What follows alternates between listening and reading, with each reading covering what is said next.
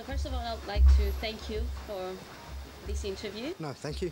So making a decision to move, relocate both your business and your family in a different country is a tough one. What made you decide to change bases and in the first place, and why did you choose Cyprus specifically? Cyprus really came into consideration after I'd researched a lot of options. I wanted to stay within Europe because of the flexibility that it allows within all the different countries within Europe. And it was a combination of the lifestyle that offers here. I mean, the weather, of course, yes, but the lifestyle environment from a mix of family options that it gives you. And I wanted that lifestyle. I didn't want a hectic city. I'd done that, you know, for all of my life. I'd lived in a 100-mile-an-hour city. And I wanted something different in terms of the pace, in terms of the quality that I can spend with my family, and also the freedom to think from a business point of view, and to have that space to be able to have new ideas. When I looked at Cyprus, I saw somewhere that had really good growth potential going forward. I could see the infrastructure is developing a lot faster. I can see that people are coming into the island and investing money in real estate, in businesses, in different projects that are happening here. And I felt that there's a good opportunity, not just from the family environment, but maybe to come in early before the real acceleration takes place on the island, for business owners, for entrepreneurs, to really accelerate this place further than it already has been so far. So what new possibilities and opportunities business-wise do you see on the island for the near future and long term? And in which fields? Because you talked about people coming in, investing in Cyprus, things picking up. I see it in many different aspects. Sorry. Because there are a lot of nationalities coming here. So you have a lot of ideas from different parts of the world that are coming in, from hospitality, new hotels being built. There's new licenses for casinos. So there's a lot happening just in the hospitality sector alone, let alone a lot of real estate developments in different parts of the island. Of course, you have Limassol, you have Larnaca, Nicosia, but even other areas within the island that are coming up now, because other parts of Europe are so overpopulated, are so almost overdeveloped, that there's real opportunity here for people to do that. And from my side and from my business point of view, it's an opportunity to introduce the passions that I have, yes, but also the brands that I work with, that I strategize with, and introduce them to a market here which is new but is ready to learn this type of product and this type of category. And how that can develop further into a new market, because people see developing countries more so in Africa or in Asia, but really within Europe, Cyprus is a developing country still, which is a good thing, because it's a lot of potential for growth here. But how would you evaluate the current economic situation in Cyprus? Because you're talking about the near future. We've been through a rough patch, obviously. You seem to see that things are picking up. Yeah, that's the way I see it, because I talk a lot with people here. I talk a lot with business owners here.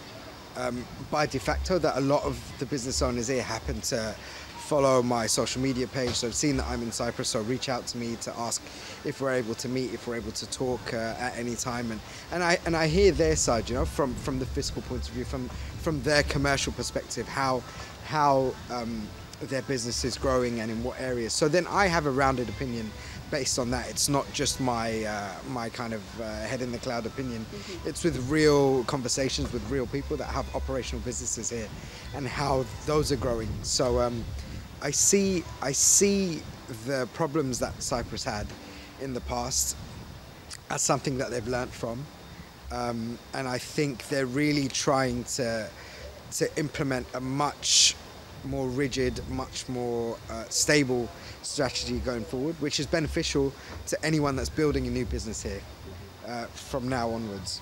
Whatever the portfolio. Yeah, whatever the portfolio. I think there's a lot of support structures for businesses in different categories, and there's the opportunity to talk to people as well, to see how best they can support you, how the government can support you in your business, in what you're doing, and you're trying to bring a service to Cyprus that maybe wasn't here before, or maybe is here, but to improve it in some way. And the government, I think, are happy to support actions like that. With the new plan that they've put out there, that's the one you utilize to become a Cypriot citizen. I mean, I'm in the process of looking at citizenship. I'm at the moment a resident here, but for people that want to take advantage of that scheme, it's a very attractive offer from the government. It's something that is very appealing once you look at the overall benefits of it. That brings me to my next question. It's not been that long that you've been in Cyprus. It's Right. been only a few months. Correct. But you're already ready to encourage other businessmen from India and other countries as well to relocate their lives and businesses on the island based on the experience that you had. Pretty much. I mean, I go based on my experience. So I talk about my experience with people. Whilst I wouldn't say you must do this, or I let people make their own decisions, but my experience has been very positive since I've been here. The help I've had from many people, from many companies in doing everything that I needed to do. And also the ease of moving over, because to move country, to move family, to move all your possessions from place to place, across countries, across continents, is not so easy. But I was surprised at how seamless it went and how easily we've integrated here.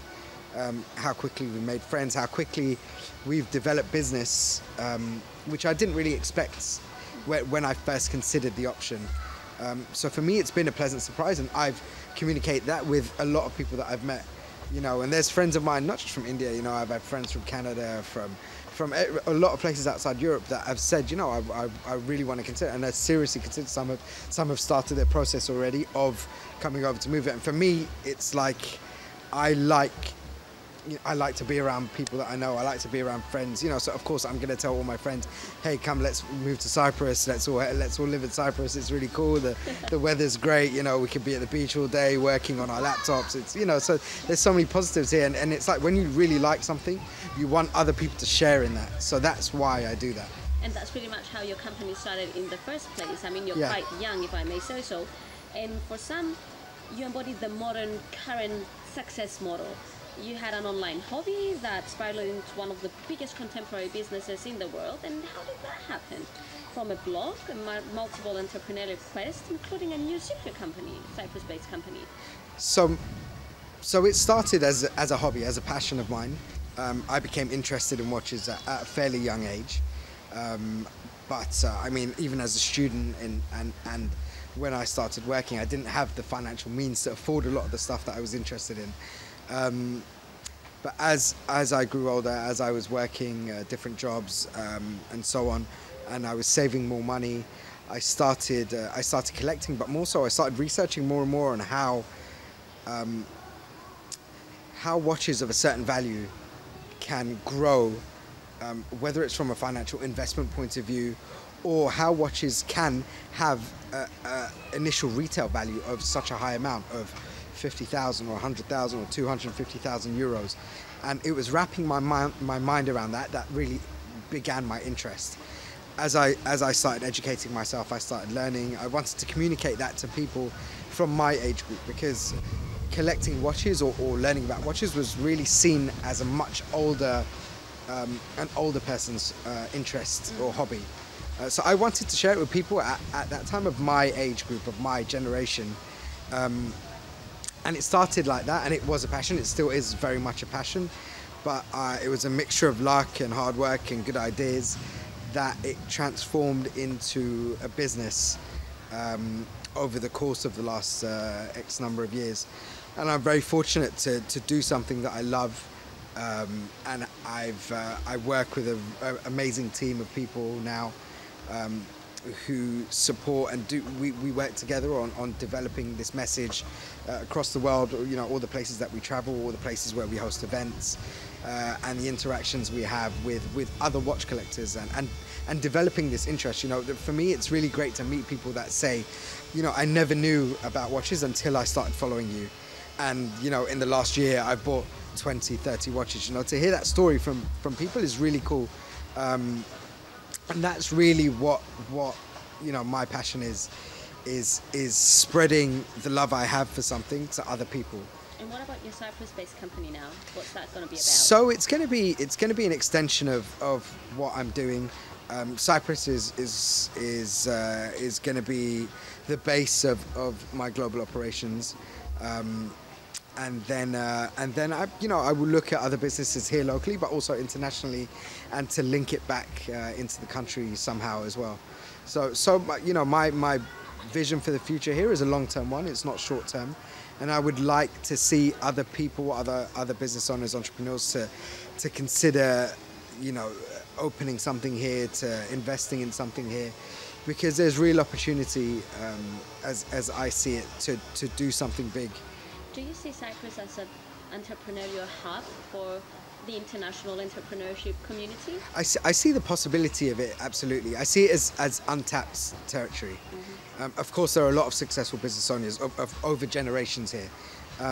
But for new businesses to come in, I see it as something that's really untapped and undiscovered yet. And that's why it's exciting for me. And that's why I talk about it to a lot of other people as well.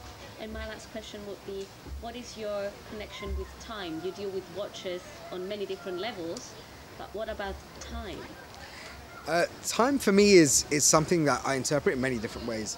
I travel a lot. I travel extensively. So for me, across different time zones, if I'm plus 8 hours in Asia, if I'm minus 10 hours in Los Angeles, for example, and I'm communicating across the world to different, it may be to family, it may be to business associates, it may be to other people. Time is very essential in the way I work. So from multiple perspectives, it has a very emotional reasoning and attachment to me. Thank you so much for your time. Thank you. Thank you.